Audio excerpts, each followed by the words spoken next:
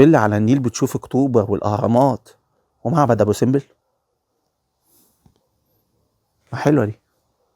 حاجات محدش هيقولك عليها في الريل استيت.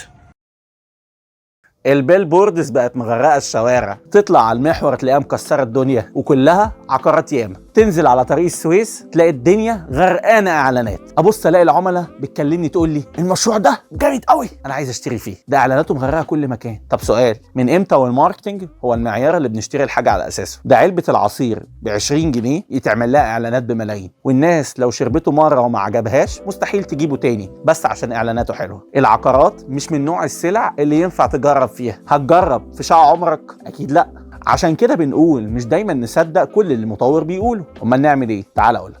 انا كمتخصص دايما بدرس المشروع من جوانب مختلفه، ROE و ROI، سابقه اعمال المطور ومدى قابليته وقدرته على تنفيذ المشروع ده، والماستر بلان اللي عارضها علينا، والاهم من ده هو قدرته على التشغيل وعمل الصيانات المناسبه طول السنه. والواحد مع خبره سنين طويله بقى يقدر يعرف بسرعه ايه ممكن يكون ابليكابل وايه ممكن يكون لا. يعني مثلا يطلع مطور يقول لك هعمل لاجون شغال طول السنه، وحدات فيرست هوم يعني في بحر صناعي وشاطئ رملي شغال قدام بيتك طول السنه، مش مجرد حمام سباحه. يا راجل ده المطورين الكبار ما يستجروش يقولوها، واللي عامل مراحل كامله اسمها لاجون مش عارفين هيسلموا ازاي، وحتى لو سلمها مش عارفين تكلفه تشغيلها وصيانتها هتبقى عامله ازاي. ما هو حضرتك اللي بتدفع الصيانه. فبلاقي ناس كتير تكلمني تقول لي عايزين في المشروع اللي المطور الصغير ده طرحه، فبرد عليه اقول له غالبا هيحصل معاك حاجه من ثلاثه: اما انه هيسلمك واطلع انا ما بفهمش حاجه خالص وانا الحقيقه اتمنى ده، يا اما بدل اللاجونز هيسلمك حمامات سباحه ووتر فيتشرز زي الموجوده في اغلب المشروعات، او انه مش هيعرف يسلمك اصلا، ودي تبقى مشكله كبيره. فيا ريت ما نمشيش ورا الماركتنج ونفكر بعقولنا، لان مش معنى ان المطور قال